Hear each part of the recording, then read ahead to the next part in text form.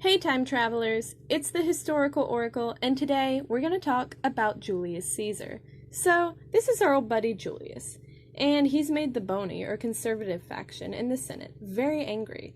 Basically, they think he wants to make himself king, which was not done in Rome, because long ago Rome had gotten rid of some kings once and for all, and they were super proud of their republic. Like, if someone ever tried to be king of Rome, they might have done something crazy, like toss all their tea in a harbor. One thing that made people angry was that Caesar would wear red boots, just like the former kings. On the other hand, his family did claim descent from Venus, and so did these kings. So some say it may have been in honor of his favorite goddess. I mean, he loved Venus. He wore a portrait of her and everything. It was a little much. Anyway, he crossed the Rubicon River into Rome with his legions, which was even more not done than the other things. So the Senate was fed up with his shenanigans. So the senators, such as Gaius Cassius Longinus, Tullius Cimber, the Casca brothers, Trebonius, and even Caesar's close friend Decimus, who he literally never suspected, are like, yo, what if we just, stabbed him 23 times? Would that solve our problems? Unfortunately for them, there's one guy they really need for good luck, and he's not too sold on the idea. Enter Brutus, Marcus Junius Brutus. His mother was once Caesar's mistress, and some people even think he's Caesar's son, because they were apparently a thing when Brutus was born. And Brutus is rich and influential and close to Caesar and firmly on the Republican side. Plus, he's descended from famous assassins on both sides of his family. His father was descended from Lucius Junius Brutus, who killed the last king of Rome.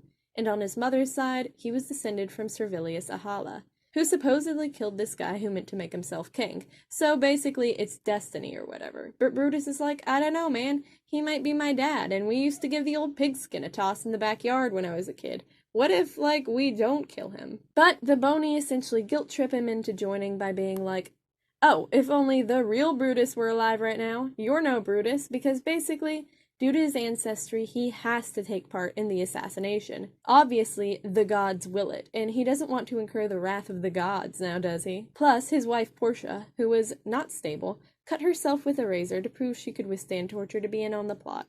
So Brutus was like, oh gods, what will she do if I don't go through with this? I really have to do this thing, don't I? So he finally joined, and the assassins formed an official group and called themselves the Liberators. The Liberators had a silent ally, hiding behind the veil of neutrality, and that was lawyer and orator Marcus Tullius Cicero. He had no direct involvement in the conspiracy, but he did support it, and even wrote to the assassin Trebonius that he wished he would have been let in on the whole deal.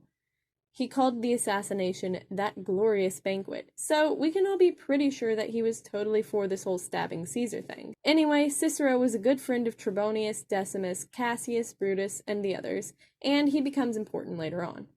So, the day comes, and nothing is going right. Caesar is sick. His wife supposedly has a nightmare about him getting killed, and this prophet/ascetic guy named Senna is all like, yo, the Ides isn't looking like a good day to go to the Senate. But Caesar, despite his wife's misgivings, the bad omens, and his own deteriorating health, decides, screw it, let's go to the meeting anyway. Everything will be fine, because Decimus persuades him to. In some ways, Decimus's betrayal was honestly worse than Brutus's. I mean, there was a point where Caesar was kind of suspicious and was like, hey Brutus, my sweet pure baby boy, I've heard them talk all about how, you should rise up against me because of your ancestor and all. That's just BS, right? I know we're cool. And Brutus is like, yeah, totally, we're good.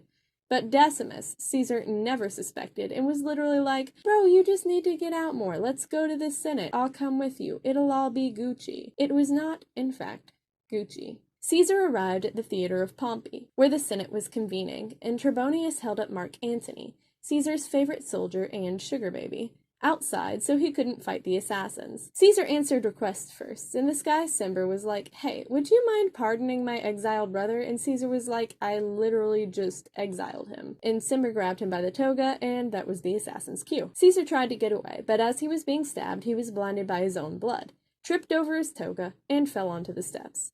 So they stabbed him 23 times, and according to legend, as he was dying, when he saw Brutus was one of the assassins, he said, you too, my child? Some think he really said, even you, Brutus? Which gives us the all-too-famous Shakespeare line, et tu, Brute? Anyway, now that Caesar was super dead, Brutus raised his knife in the air and was like, somewhat bitterly, I think since he didn't want to be part of it to begin with, Cicero, my man, it's the chance you wanted. Are you gonna restore the Republic or what? Congrats, bro.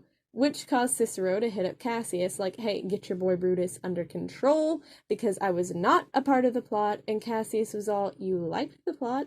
And Cicero was like, yeah, I liked it, but like, come on, I didn't sign up to be incriminated, and you didn't warn me you were gonna stab him to death in the Senate. Cicero was right to be distressed, because the Liberators very quickly proved that they had no idea what they were really doing other than killing Caesar. They ran around after the assassination with their bloody knives, telling Rome that they had saved him. But this was all really stupid because Rome really loved Caesar, and now they were up in arms. At Caesar's funeral, Brutus gave a speech first, which must have been hella awkward. Imagine Brutus there like, hey, you know the guy you really love and all? I kind of stabbed him in the Senate, but we can all move past this, right? Sometimes things happen. Sometimes it be like that. Roses are red, violets are blue. It don't always be like that, but this time it do, you know what I'm saying? Antony saw the people's outrage, and for a guy who was generally just a train wreck of a person, he had a moment of brilliance.